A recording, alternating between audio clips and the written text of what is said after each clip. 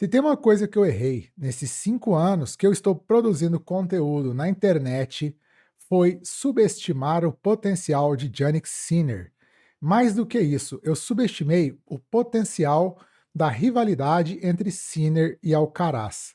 Eu achava que o grande rival do Alcaraz seria o Roger Rune, por conta daquele arranque meteórico que o Rune teve na carreira ali, né, no final de 2022 e no primeiro semestre de 2023, no qual ele venceu Paris, entrou no top 10, depois fez final em Roma e em Monte Carlo.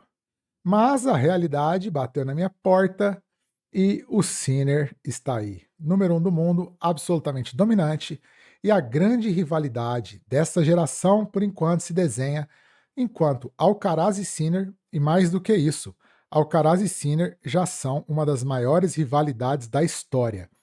Eu já estou falando isso tem um tempo, né? Eu fiz um outro vídeo dizendo que Alcaraz e Sinner estão caminhando para terem um auge muito semelhante ao dos Big Three. E mais uma vez isso se comprova. Ambos agora estão na final do Master 1000 de Cincinnati, que é a quarta grande final consecutiva que os dois se enfrentam, já que eles fizeram a final em Roma, Roland Garros, Wimbledon e agora Cincinnati. Toronto, os dois pularam, então não conta. E mais do que isso, é apenas a terceira vez na história que dois tenistas decidem três grandes torneios em pisos diferentes, ou seja, saibro, grama e quadra dura. Pelo menos aí desde 1990, quando foram criados os Master 1000. Os Grandes Slams já existiam antes, mas nunca se repetiu o final grama, saibro e quadra dura. Bom, e era a final que todo mundo esperava já desde o começo do torneio, parecia que estava desenhada. O torneio de Cincinnati, ele é meio sem graça, né? Um Master 1000 meio amorfo. Como a gente estava comentando na live, né? Tem Master 1000 demais nos Estados Unidos, na América do Norte, tudo na quadra dura, muito torneio grande igual nos Estados Unidos, acaba ficando um pouco sem graça. E o mais sem graça de todos é Cincinnati, né? Apesar da nossa relação afetiva, porque o Guga ganhou lá em 2001. Mas esse Master 1000, tirando o Altmani, né, que fez aí uma campanha diferente, que deu uma agitada no torneio, o torneio em si ele foi meio morno, pelo menos no masculino. Então, agora vai acontecer a final que todo mundo esperava e que esperamos também que seja uma final com, com substância, né?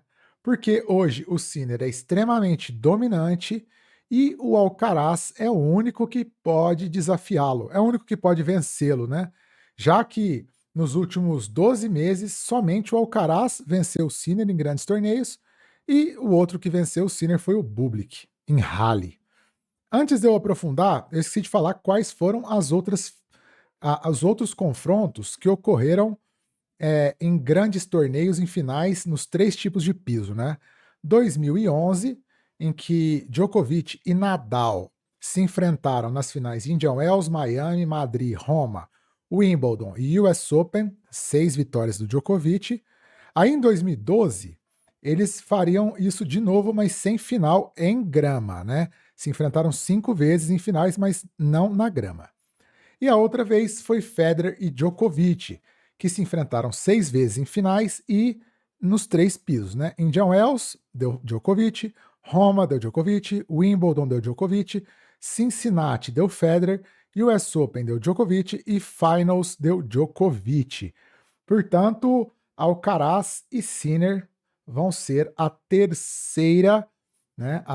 O terceiro enfrentamento de dois tenistas em grandes finais de três pisos diferentes na mesma temporada. Grandes finais, Master 1000, ATP Finals e também os grandes slams. Agora, sobre Sinner e Alcaraz na final, dá para esperar tudo, né? Porque é assim que tem sido as finais entre eles, ainda que o Wimbledon tenha sido um atropelamento do Sinner, né? Não foi uma partida à parte. Roma também, mas Roma em que pese, o Sinner estava voltando, mas o primeiro set o Sinner chegou até 7 points. Hoje o Sinner é o melhor tenista em atividade, domina o circuito, né? É superior a todo mundo. Como eu disse no vídeo aí que eu fiz do jogo dele contra o Altmani, ele parece uma inteligência artificial, né? Já que ele vai se adaptando a todos os jogadores aos quais ele enfrenta de uma maneira quase de máquina, né? Quase programada. Mas o único que é capaz de desafiá-lo é o Alcaraz. O Alcaraz, né, tem até aquela frase, né, que ficou popular na internet.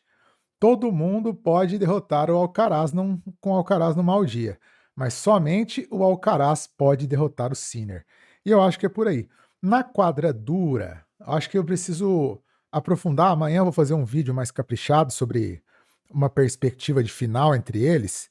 Mas eu acho que na quadra dura, um pouco mais rápida, como essa em Cincinnati, o favoritismo é do Sinner. E também porque eu acho que o Sinner, ao vencer o Alcaraz e o Wimbledon, ele quebrou um pouco esse estigma que ele estava carregando, né, da freguesia para o Alcaraz. Eu acho que agora a pressão passa para o lado do Carlitos, né? A pressão não está mais com o Sinner.